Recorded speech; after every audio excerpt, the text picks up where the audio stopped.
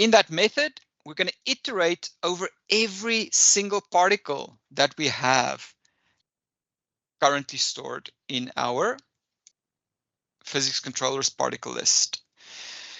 The first thing I do is I store particle count in a local variable p. Why do I do that? Because I don't want to type this long thing here every time. So I store it in a local variable so I can just use the short, the one character reference to the particle here. That's all. That's the only reason I do that.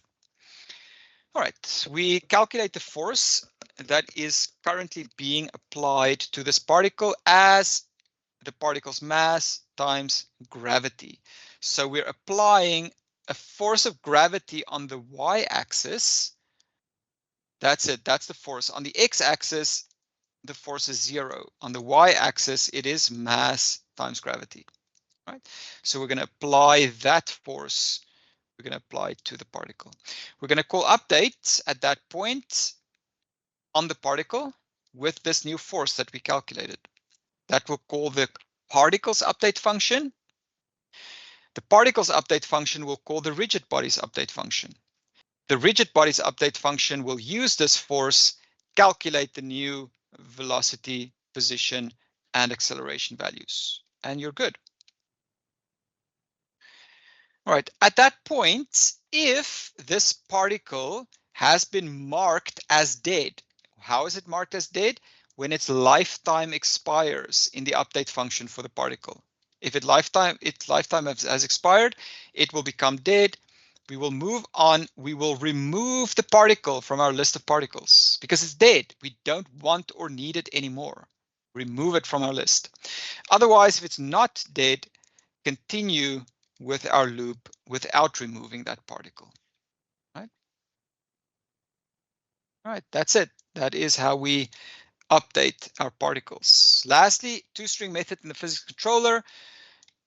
We will have a heading particles and we will convert to a string the number of particles in the list. So we will print a message particles colon 10 or 20 or 50, depending on how many particles we currently have in that list. Right? That's it. That's our physics controller, particles, and rigid body. Now we can actually go and test what we have created, which is pretty cool. All right, we'll include our physics controller in our game controller, and we'll add a pointer reference here. Include physics controller, set its default value to null, and grab the singleton instance of the physics controller and store it in our member variable over here. Right, just so that you don't have to type this out every time when you want to get an instance to the physics controller, you can just use m_physics, and that's it. All right. Shutdown doesn't change. Handle input. This is an interesting one. What we're going to do is we're going to check the key down status for the A key. If we did press the A key, we're going to use our physics controller and add a new particle every time the user presses the A key. The position that we're going to put it on is on the x-axis. Start at position 300 and add a random value between 0 and 399. So on the x-axis, this particle will be placed anywhere from position 300 to position 699. Right, so that's the position range that we have here on the x-axis, 300 to 699, any x position in between there. On the y-axis, we will always start at y position 200. So this is our screen, our y 200 is there, and our x, the particles will start falling anywhere in this range. They will start falling down towards the ground. Lifetime for the particle is anything between the starting value of 3 plus rand mod 5, which will return anything from 0 to 4. So anything between 3 to 7 will be your lifetime for every particle. So every particle will have a random lifetime. So some particles will die quicker than others, which will create a nice random effect for the particles. All right, last in your game controller, we want to render these particles. So the first thing we do is we update our physics controller. This will update the position of every particle in the list of particles in our physics controller. After that, we iterate over every particle, set drawing color to black, and render the particle at its current X and Y position. Right? After that, we print our frames per second and we do physics to string. What does physics to string do for you? Ian.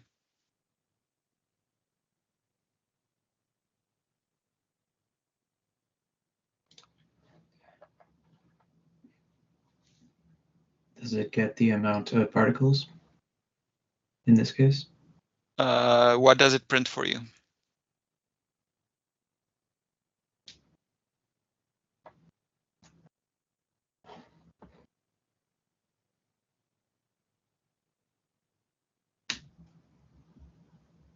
Well, if it wasn't that, I don't remember.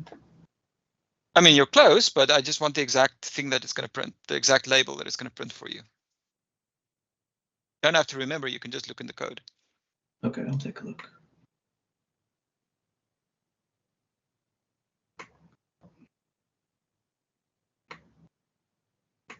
Particles and then the amount of particles in the list? Correct. Particles colon and then the number of particles in the list. Correct. Yeah, yes. So when we run this application, we will print the frames per second because we do that. We print the number of particles, and then we can see this is your Y axis that the particles start at, and from there they fall down to the ground. Some particles have a longer lifespan than others, so this one has a very long lifespan, and others in here probably died out very quickly because that's why they're kind of empty spaces here. And you'll see they'll die out at random spots on the x-axis as they fall down towards the ground. They're being pulled down to the ground by gravity.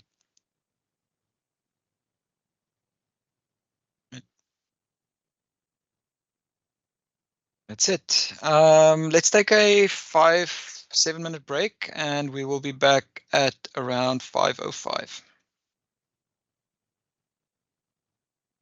Smoke, the air that the smoke consists of is warmer. Oh, yeah, great. Thank you. So yeah, this is the little fire that I was drawing, and above the fire there's some smoke plumes going up into the air.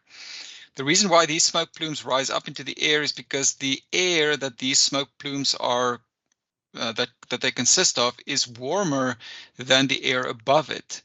So the air above it, the cold air, will push the warm air away. In other words, the warm air will be pushed up and the cold air will be pushed down. That's why they always say hot air rises and cold air falls.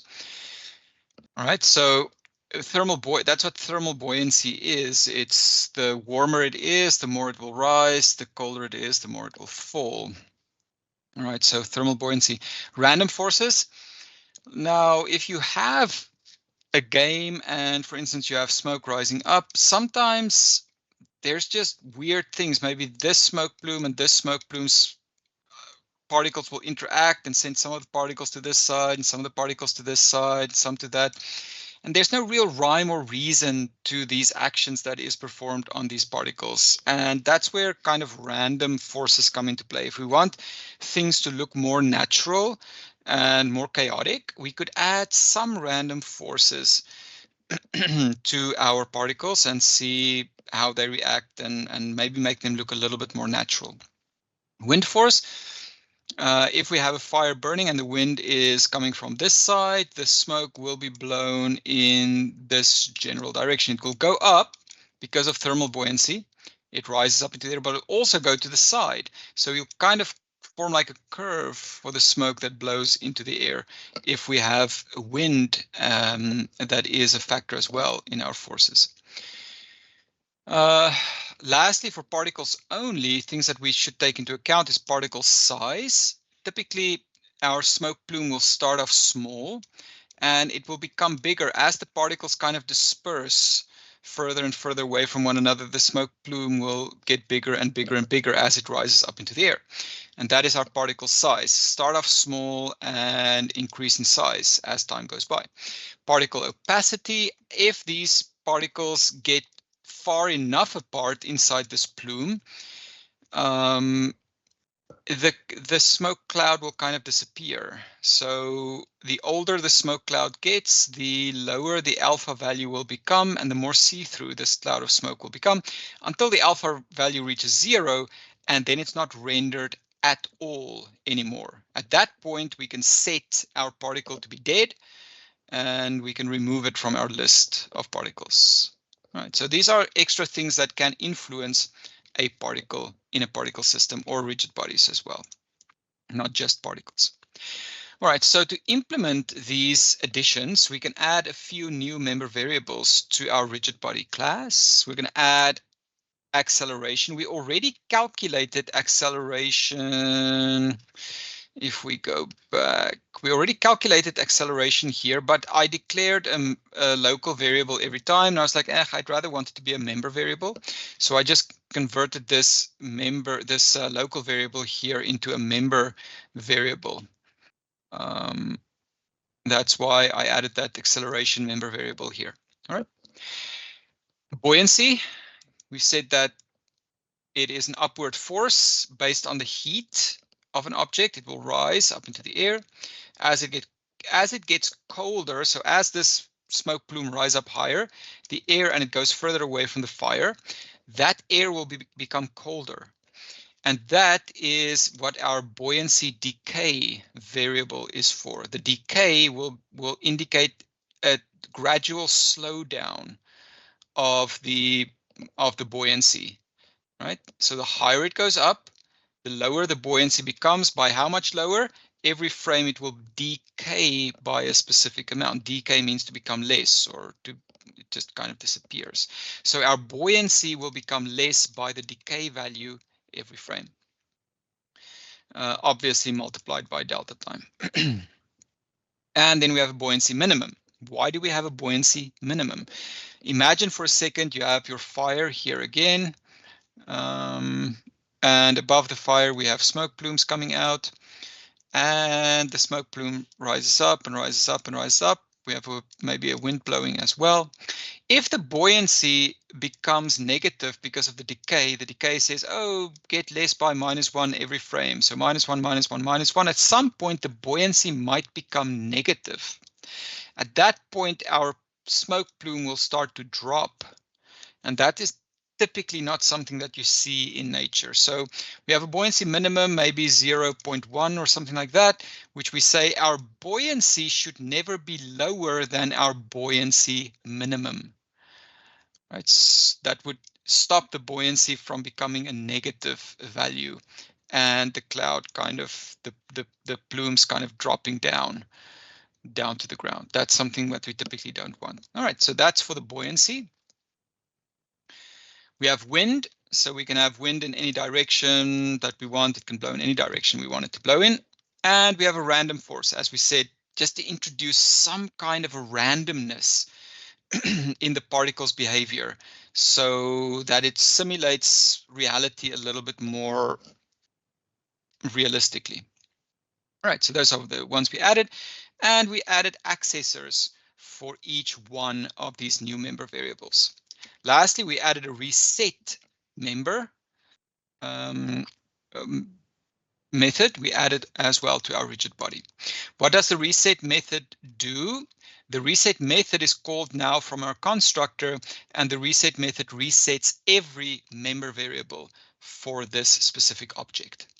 Why? Because our rigid body and particles are now part of object pools. And as soon as we're done using that object in the object pool, we're going to call the reset method before putting it back to be reused in the object pool. That's all. It's just that's why we added the reset method. We're going to update our rigid body update method. We added a few new member variables here. All right. Two of them was wind and buoyancy forces that can now be applied to this rigid body as well. So we're going to take whatever force is passed along here. This could be gravity. I think in our example, this is just gravity.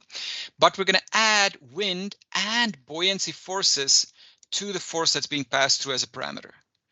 And you can see how easy it is to add additional forces to interact with your particle or your rigid body. You just add the forces together because they're vectors. Remember, vector addition, vector math.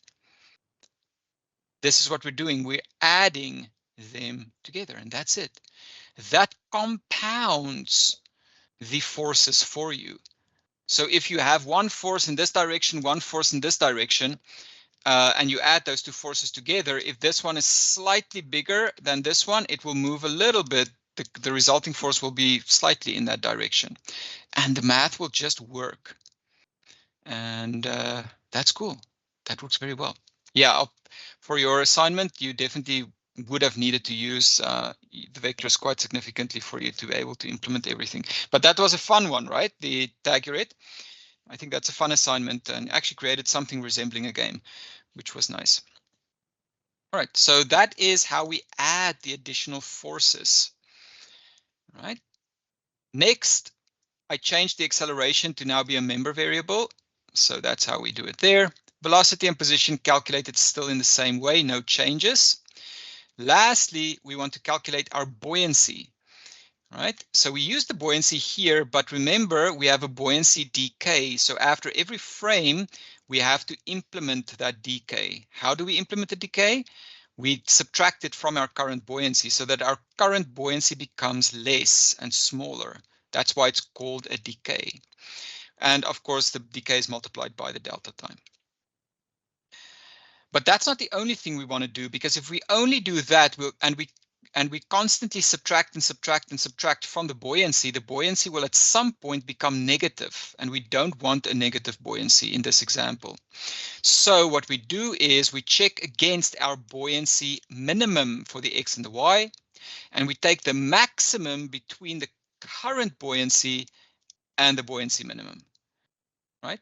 So if the buoyancy minimum is something like 0.1, as soon as this calculated buoyancy becomes less than 0.1, our buoyancy will always stay at the minimum, which is 0.1. We'll do the same for x and y, and that will make sure that our smoke plume never drops down if our buoyancy becomes negative, because that's not something that we want. All right, that is for our rigid body. We're going to add a few things to our particle as well. For the particle, we said we wanted the size of the smoke plume to become bigger as time goes by. So we're going to add a start size, which will be this. We're going to add an end size, which will maybe be something like that. And we'll add a current size, which indicates where in between this minimum and maximum am I at the moment. When the plume is spawned, current size will be the same as start size. When the plume is just about to die, the current size will be the same as end size. All right, so it's just a start size, end size, and current size for this particle. Should make sense. Also adding a reset method for the particle. If we're done using this particle in the object pool, we're going to reset it and then put that object back in the object particle pool to be reused.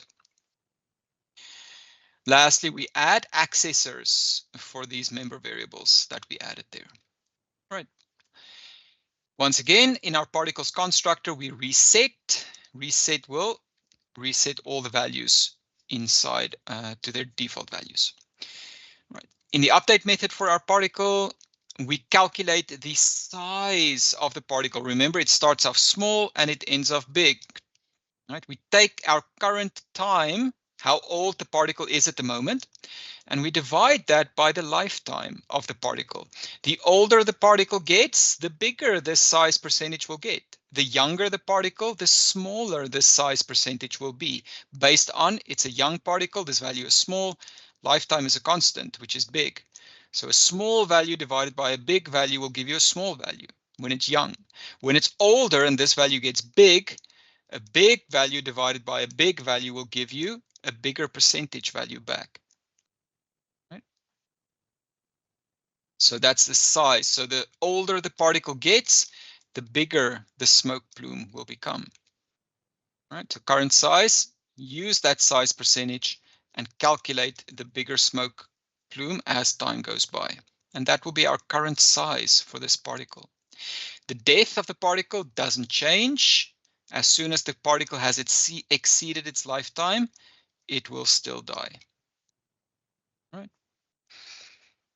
For our physics controller, for this example, we are going to add some memory cleanup. So we move our destructor to the CPP part of the file. In the physics controller constructor, we create our new particle object pool. In the destructor, we destroy the object pool for this physics controller's particle system. All right, that's it. Then in our physics controller's update function, we do everything as we did before. We iterate over every particle.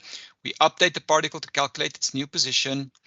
But what we have to add here is if the particle died, first we have to reset the member variables of the particle and release this particle so that it can go back into as being usable in our resource pool. Right? Because we have multiple particles here now that we want to reuse. And at that point, we just erase this particle from the list of active particles that we have. All right, lastly, the interesting part here is adding some animation for our particles. So what we're going to add is we're going to have a fire with some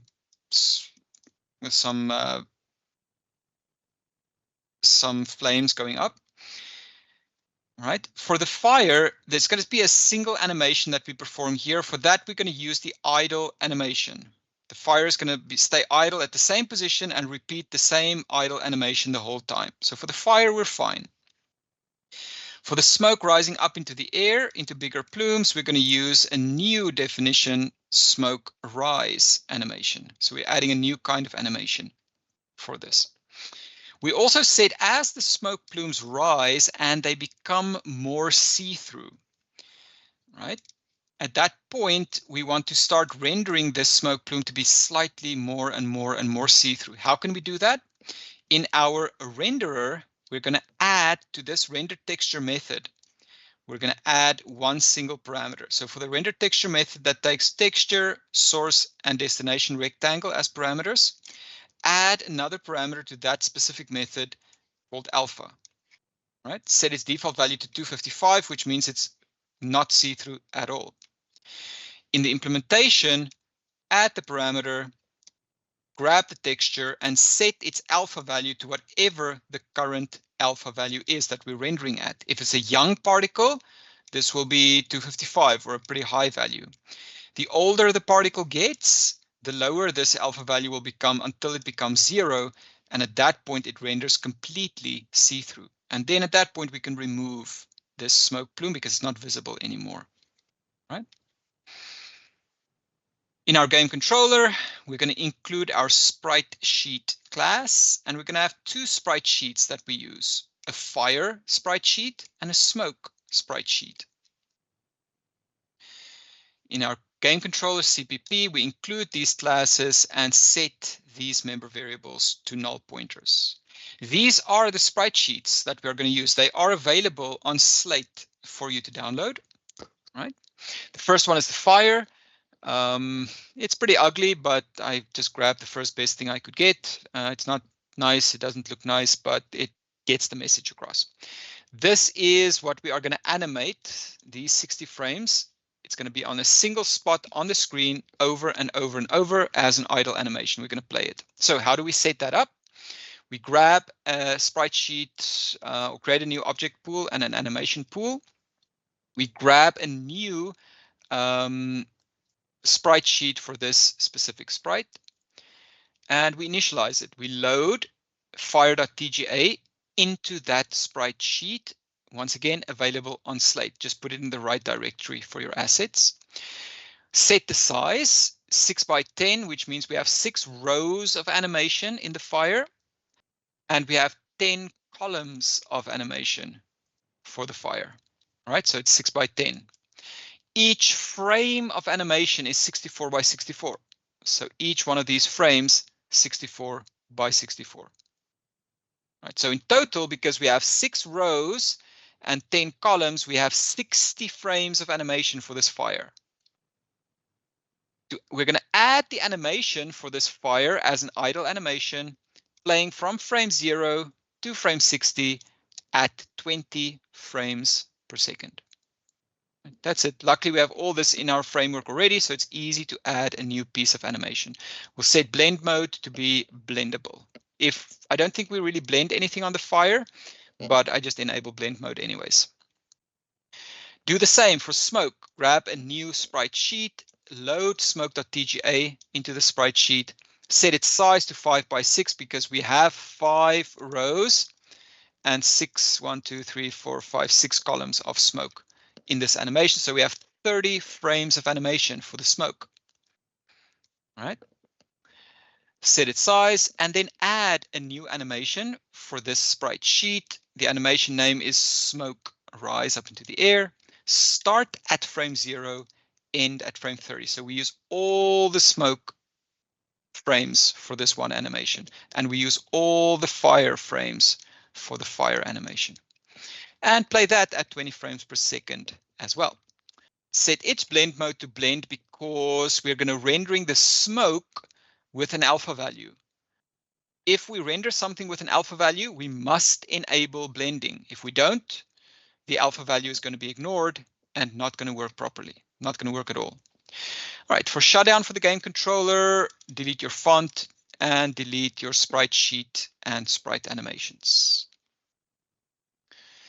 Lastly, or almost lastly, handle input second last. If we press the A key, we want to add a new particle, right? A smoke plume. We want to add a new smoke plume particle above the fire every time we press the A key.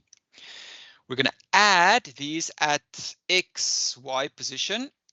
It's going to be right above the fire, right above the fireplace, a little bit random on the X and the Y positions to add these smoke plumes, but not too much, like random 25 on the X-axis and 10 on the Y-axis that we have random to both sides that we can add the smoke plume so that the smoke plumes don't all start exactly at the same position above the fire. Right? We're going to set its buoyancy so that we move upwards at 45, a force of 45 up initially. All right. So that will move up the smoke plume very fast for the first few frames. But then we have a decay of 15. So for the first second, it will move up at 45-ish, and then we'll go down by around 15. So every frame, so for about 3 seconds, we'll rise up pretty fast up to the top, and then we'll start to have a very slow rise because of the decay of the buoyancy. Set the mass to 1. We're going to add a random force to this specific new particle that we add. And the random force will be anything minus 15 to plus 15 on the x-axis. So we'll apply a random force that will move this particle a little bit to the left or a little bit to the right, but not too much, just a little bit of randomness that we add to this particle. And lastly, we'll set our wind force to be between 5 and 5 plus rand mod 5. So 5 plus 4. So any value between 5 and 9 on the x-axis that the wind will blow for this specific particle. All right. That's it. That's adding our new particle. Lastly, to test this, we will play our fire animation. Sorry, the first one is our fire animation that we will play. Right, we'll render the texture using the fire animation, and we'll do that at this position on screen. Right, so if this is our screen, this is our fire, and the random position that we add the smoke plumes are kind of here, right above the top of the fire so that the smoke starts above the fire. After that, we render each one of the smoke particles at its current position. What will the current position be? We don't really know because our physics engine is taking buoyancy, mass, random force, wind force, what do you call it?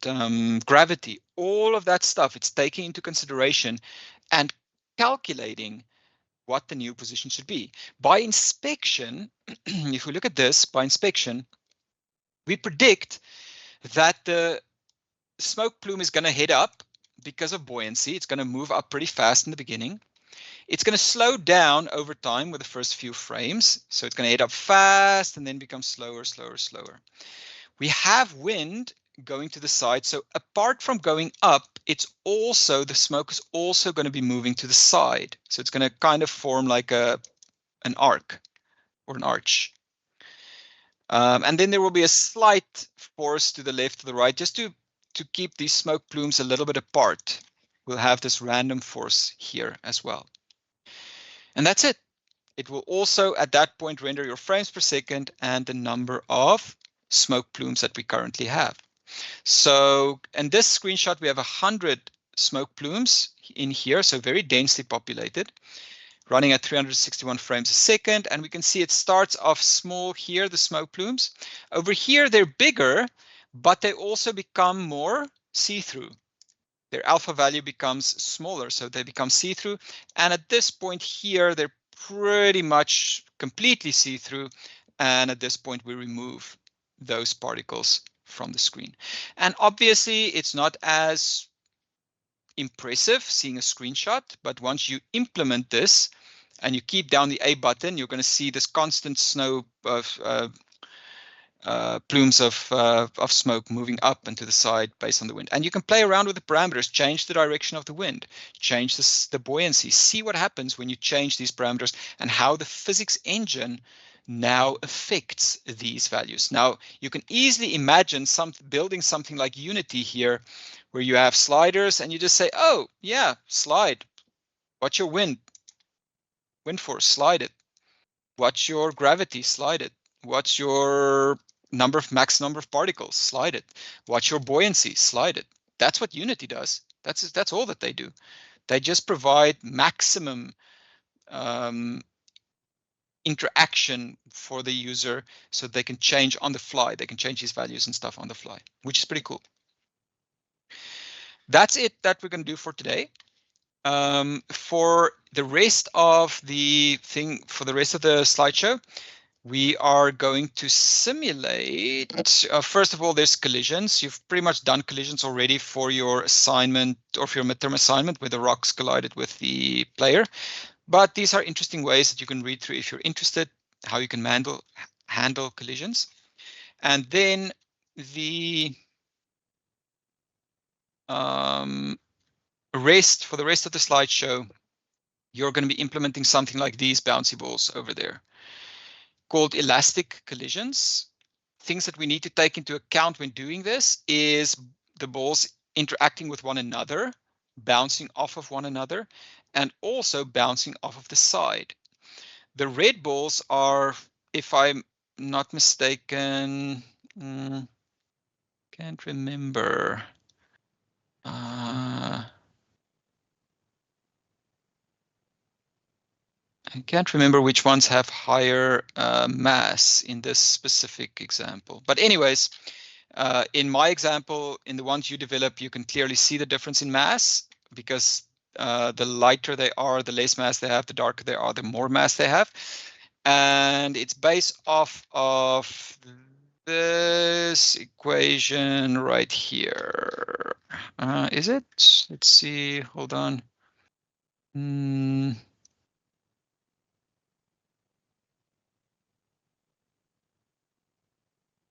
This one right here.